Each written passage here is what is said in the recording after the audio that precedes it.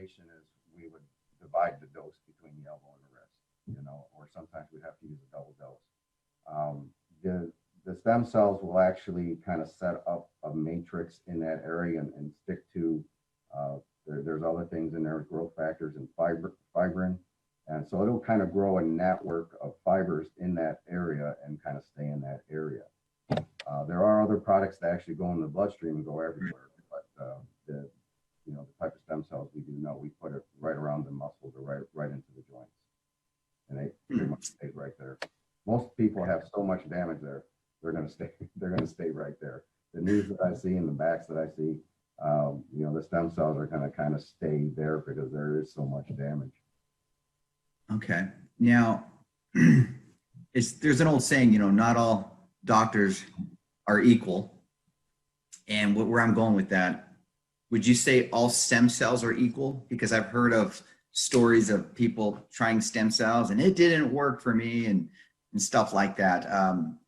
Is there a such thing as a high grade stem cell and also maybe just a low grade? I don't know if I'm even saying it correctly.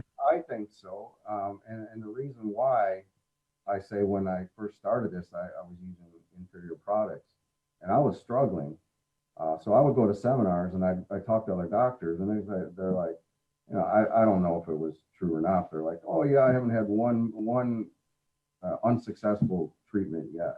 I'm just like, what the heck are you using? Because I'm not getting those results. Right. There was a learning curve. So I changed products like 8 times.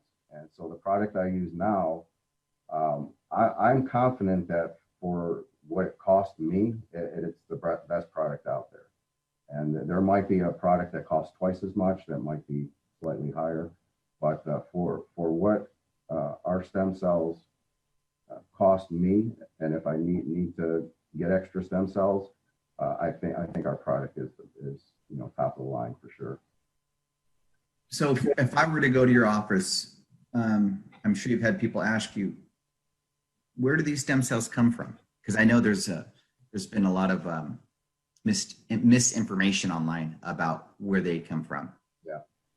Well, there's the 2 ways I said in the beginning that we store our own stem cells in our fat and in our bone marrow, so they can be harvested from our own body. Mm-hmm. However, recently there's been problems with the FDA agreeing that we can use our own body fat anymore. They call it that we have to add an enzyme called collagenase to separate the stem cells from the adipose